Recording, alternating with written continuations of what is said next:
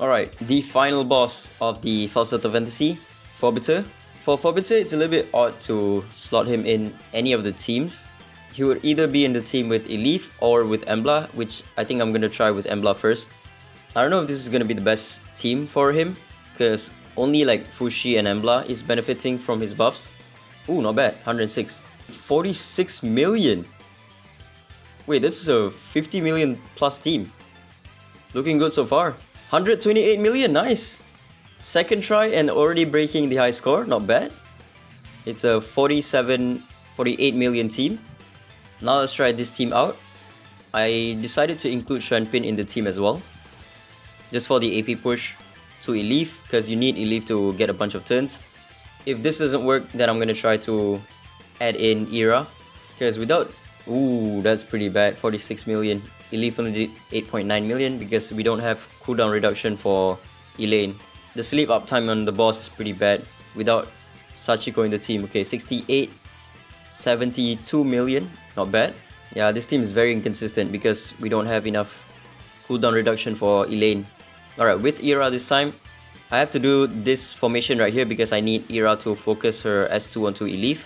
Now let's see if this one is gonna be better. Era does have a speed down on her S3, so that's gonna be useful.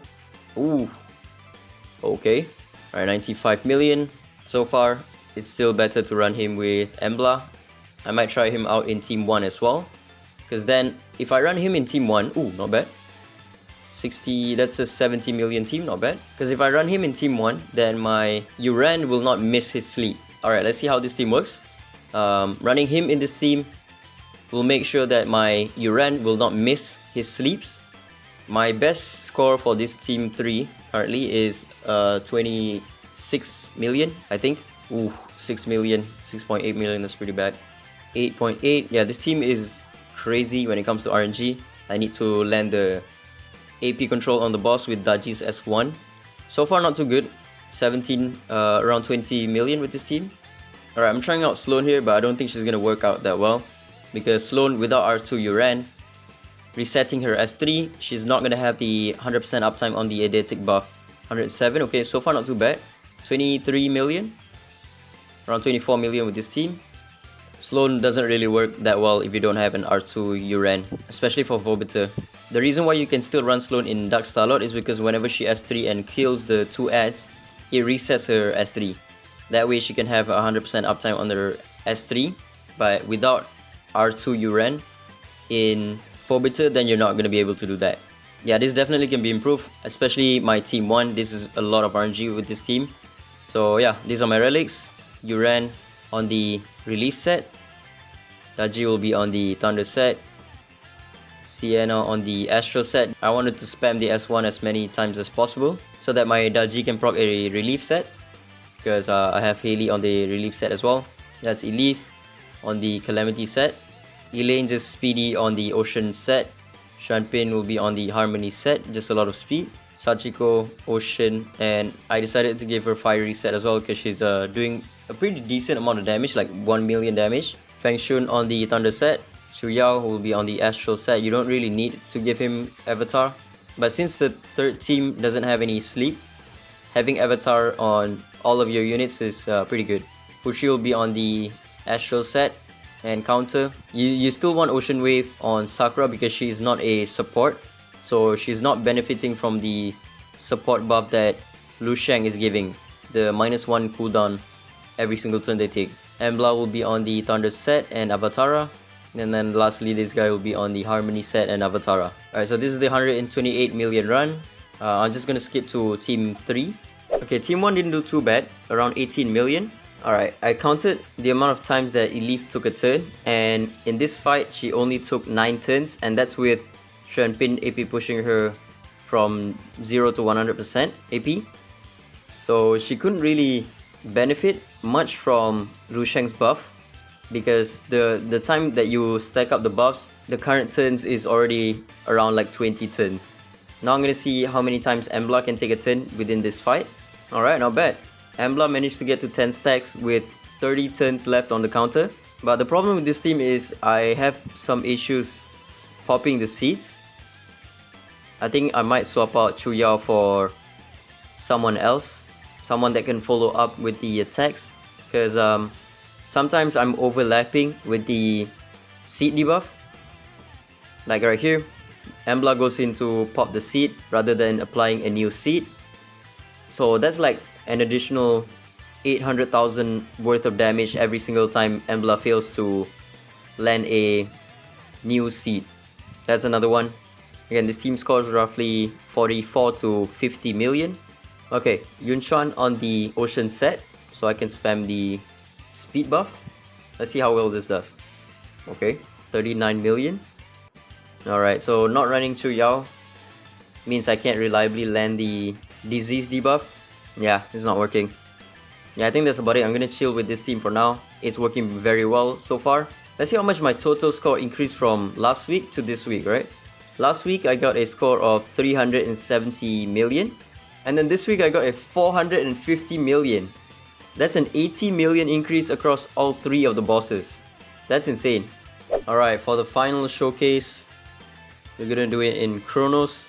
You don't need to run Ollie anymore, but you still can run Ollie with this guy. But the annoying thing about running Ollie is that you need one squishy unit. And Kronos, with the RNG of his rock attack, this earth shaker right here, if he doesn't target the one unit that is squishy, then Ollie is a bit wonky to run, right? With this new team, you don't need to resort to any of those RNG. The only RNG you need to resort to is whether you land defense break and sear or not. So with this team, it's around 8 to 11 turns. 8 turns when everything goes right, and 11 turns when you don't land a defense break. And none of my units are squishy. Even Shuanpin, I gave her defense, and HP, just to make sure that she doesn't die and doesn't drop below 20% HP, because that would lower your overall damage. Again, it's between 8 to 11 turns. 11 is when you don't land the defense break. Oh, that's 12 turns, okay. But most of the time it's going to be 8 turns. There we go. 9.3 average, not bad. So the first 2 waves is always going to be the same. Sloan will just one-shot it, and it's easier to one-shot with Sloan with this guy in the team, because Sloan is getting 10% damage increase and also 10% more attack. It resets per wave, so in the boss stage you're only going to get 1 stack, but 1 stack is already good enough. As you can see, none of my units drop below 20% HP. Once Liam gets a turn, the boss will just die from Sloan's S1 damage. There we go.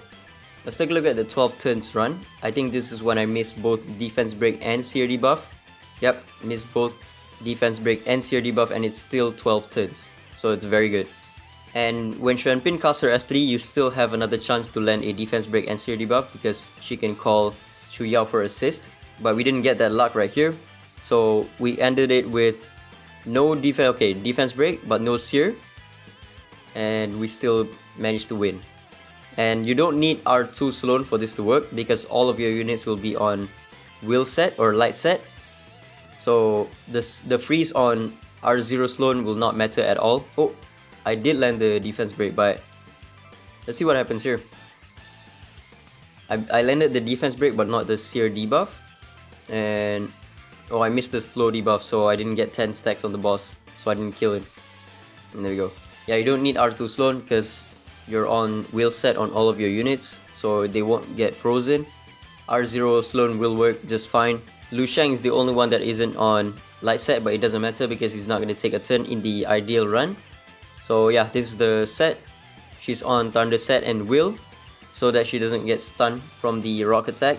And then Chu Yao will be on harmony set and light set. Shuanpin will be on the relief set and light set. The reason why you want relief set on her, just to offset any of the bad RNG you get. Because if you fail to land the defense break or the sear debuff, when you cast the S1 of Liam, you can still proc a relief set on Shuanpin.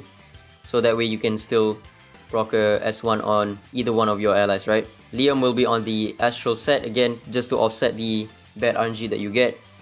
If you don't one-shot the boss with one attack of Sloan, then this guy can proc an astral and proc another S1 and just kill off the boss. And then lastly, Lu Shang will be on harmony set with 0 speed. He's not going to be moving in the ideal run. And then Ggez set, just to make sure that your units don't drop below 20% HP. But yeah, that's about it. This guy is absolutely insane. My Falsetto Fantasy score went up by 80 million from 370 to 450 million. PvE rankings for Kronos, I think it's about the same, 0.1%. Yep, Kronos is the same, 0.1%. But Shadow Glow, I went to rank 9 with 100 million average. And Shadowfire, I went to rank 53 from 0.1%. Alright, I got a 8.3 average off camera. And one more thing I forgot to mention, these 4 units needs to have the exact same speed, 161. You can go with anything else, but they need to have the exact same speed because you want them to move in succession without being interrupted by Kronos. By having the same speed, whoever got to 100% AP first will take the turn, so it will negate Kronos' AP gain. So with this 8.3 turn average, I got to rank 29 in Kronos, which is not bad. But yeah, that's about it, ciao.